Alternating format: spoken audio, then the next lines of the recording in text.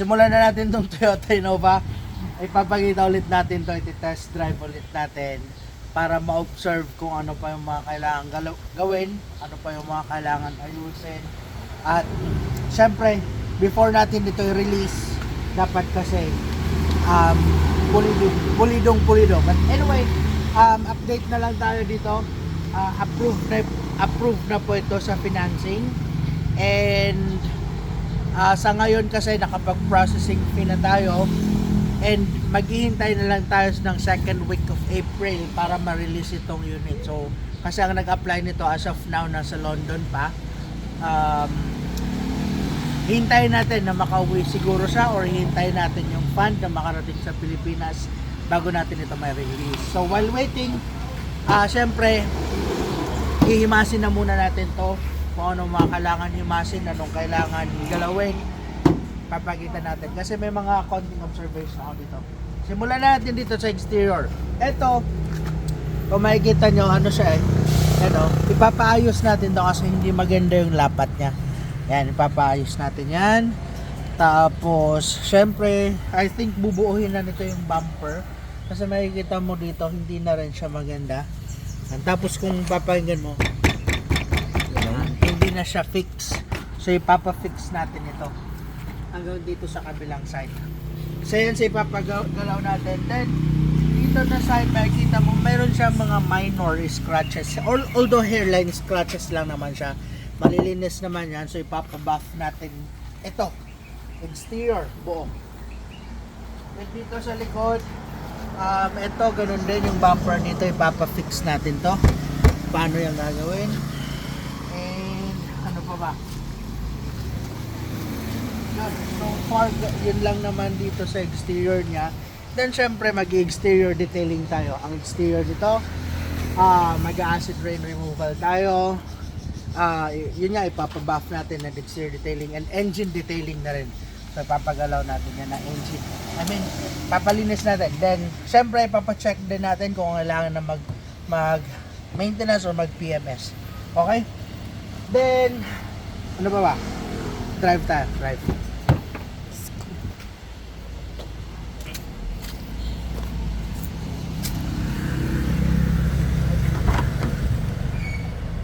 Okay. Maliban pala sa sa exterior detailing, mag-interior detailing din tayo kasi medyo madumi talaga ang interior at medyo may kulog na amoy. So aalisin natin yon na kulog na amoy at lilinisin natin yung interior.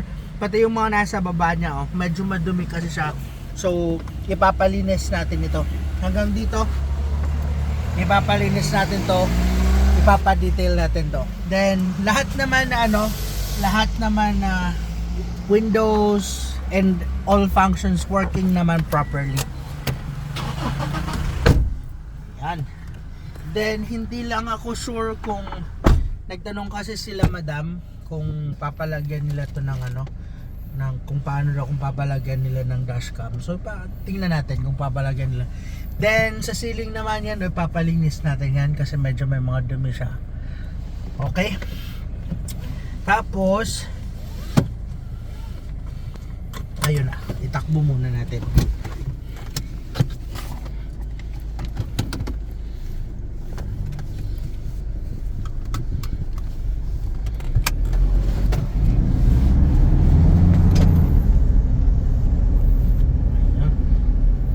So far sa takbo kasi nito, very smooth yung niya.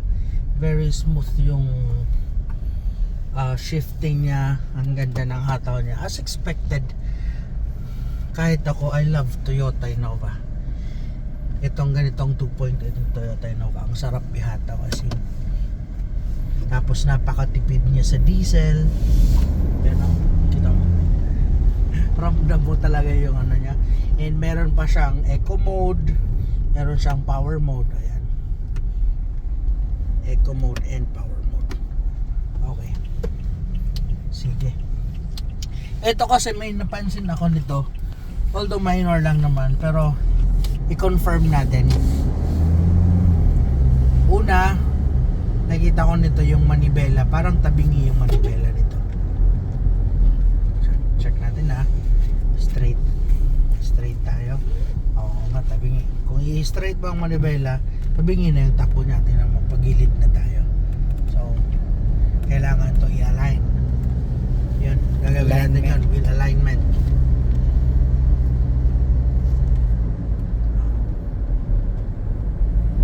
So, tabingin nga, ito yung straight niya. Yan, medyo tabingin siya. Ito, working naman ito lahat, working properly to. Ang aircon niya, working properly. Ang infotainment niya, working properly. Meron pa ako dito na observe. Itong pag tumatakbo ka ng mabilis, tapos pag nag-brake ka, nanginginig yung manibela. Although, i-confirm natin kasi nung drive ko to, konti lang naman siya. Pero i-check natin.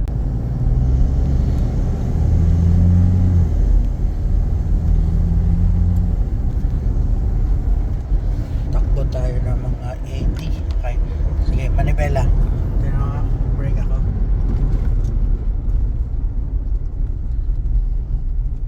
Wala man siyang hilig. Dito. Ito ng power mode talaga yung atin.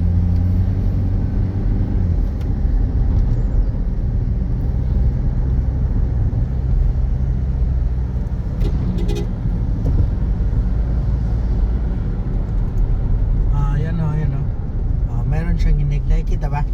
Nakikita? Ayan. So may inig siya. So ipapatanggal natin yung tires nito. Then ipapacheck natin yung rotor disc. So usually kasi kapag ganun yung problema, kapag ganun na nanginginig siya, kapag nagbe-brake ka, high speed ka tapos nag-brake ka, ang problema niyan usually nasa rotor disc. So ano lang naman yan, nililinis, nire-reface para magkinis yung surface niya. Malakas talaga ang nginig. Hindi naman malakas, pero may nginig na siya. So mas magandang ipagawa na natin to. Okay? Sige.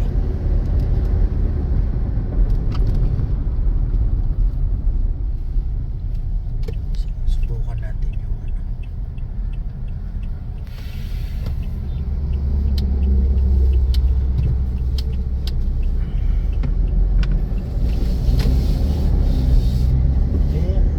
steering wheel recovery, good. 4.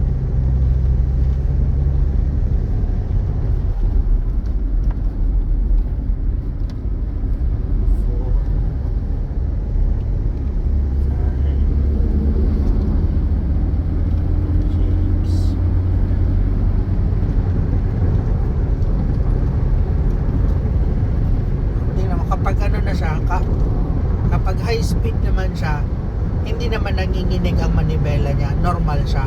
Kapag nag-brake lang talaga, tinan mo pag nag-brake ka. Yan, kapag nag-brake lang talaga nanginginig. So, ibig sabihin, dun lang sa brake system niya ang problema.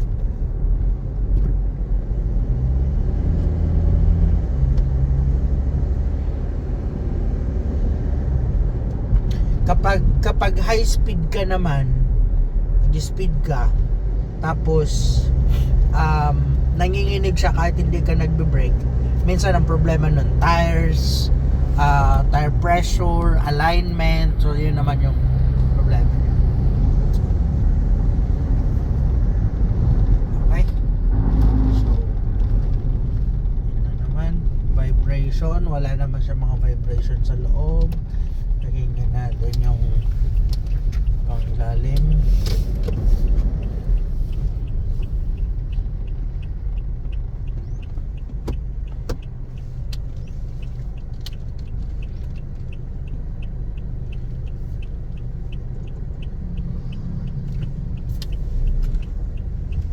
Okay, na-discover ko dito na kalsada eh.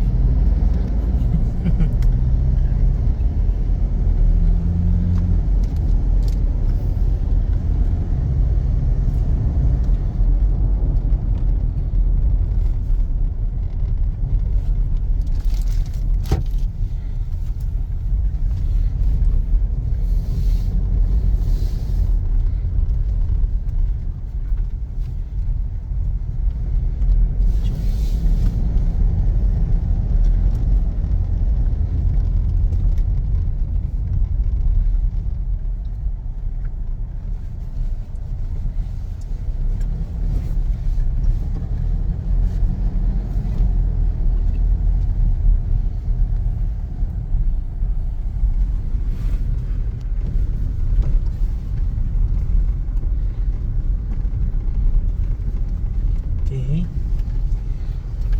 Dito kung may kalampag dito ang sasakyan mo, ramdam na. Ito, solid oh. Solid ang pangilalim oh. Wala man lang kalampag. Ganda. Oh. Ibig sabihin, ang ganda pa ng pangilalim nito. Mga may higpit pa, hindi pa loose yung mga bushing.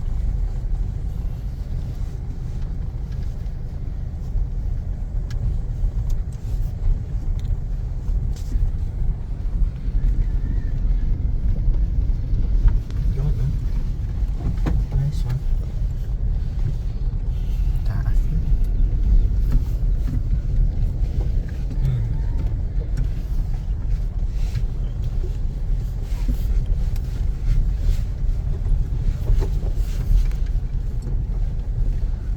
Okay. So ano masasabi mo, Bert? Goods pa. May ibang kalampag or something? Wala. Ito man.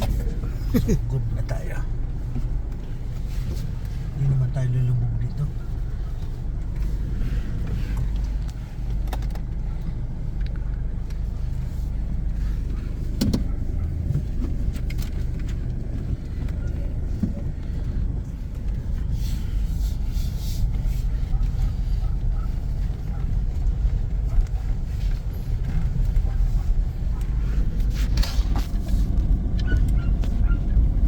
Lulubog, lilitaw ang buwan at araw. Da. Alam mo yung comfort na yung hinahanap mo sa isang sasakyan na kahit hindi maganda ang kalsada pero napaka-comfortable niya kapag nasa loob ka. Ito.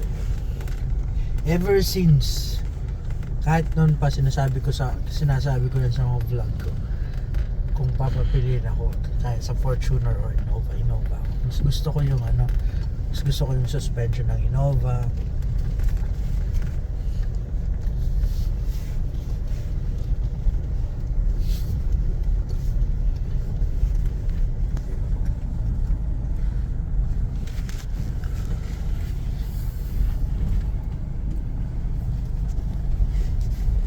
Nice.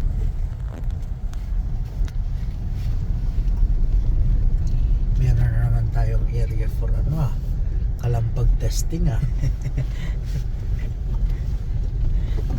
Hindi din pag-testing. Okay, so yun na ang gagawin natin dito. Syempre sa exterior, fix natin yung bumper niya, ipa-buff natin para mas malinis ang exterior, at syempre exterior detailing. Then dito naman sa loob, mag-interior detailing tayo para mas malinis siya at syempre mas maging mabango kasi medyo amoy kulog. So papabanguhin natin dito sa loob. Tapos sa steering wheel niya, alignment. Tapos rotor disc, pa-check natin yun. Then syempre papacheck na rin natin ang mga langis nito at belt before natin ito i-release kasi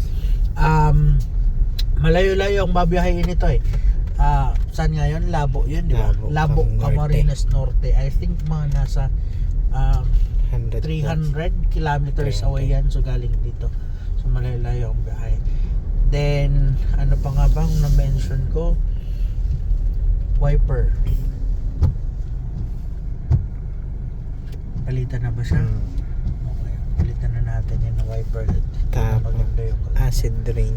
tapos syempre acid rain removal, wiper sa likod. Tingnan mo, malabo na rin, so pwedeng palitan na rin natin yan. Okay, yun, okay tayo. Tapos syempre papacheck din natin ang engine nito sa mga expert natin na mekaniko. Tapos ano pa ba, yung mga tires papacheck din natin yan. Basta before to ma-release kasi matagal-tagal pa naman yung time frame na binigay sa atin, maayos natin to. Pero bukas sisimulan na natin ang patanggal ko na yung tires para at least pwede na rin ma-check yung mga brakes, malinisan kung kailangan linisan, kung kailangan palitan ng brake pads, papalitan na natin. Then kung ano bang mga kailangan na ma-check sa pangilalim. Alright, that's it. So hindi namin alam kung paano to makakarating sa Labo, Camarines Norte. Siguro mag-meet up or ipapadeliver, depende. Bahala na po sila, samahan nyo na lang ulit kami para may release itong sasakyan na to. And syempre, kung naghahanap din kayo ng mga sasakyan, pwede kayo tumawag sa aming Facebook page. Kausapin nyo po ako, hanapin nyo po ako na magkausap tayo.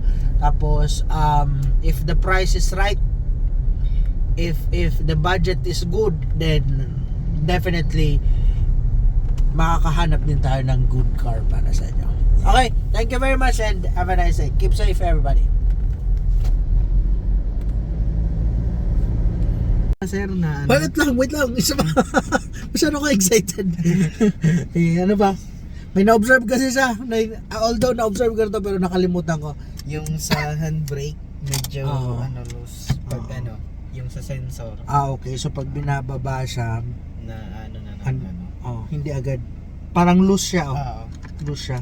So, pag kahit nakababa na minsan, ang indicator niya, naka-on pa rin. Okay. So, idadagdag natin yun. Pahabol lang yun. At least na-observe dito sa Toyota naman. Meron pa. Ano? Ito, may umilaw. Ay, pambira. Problema na naman to. Yan o. Naku po. Sakit talaga.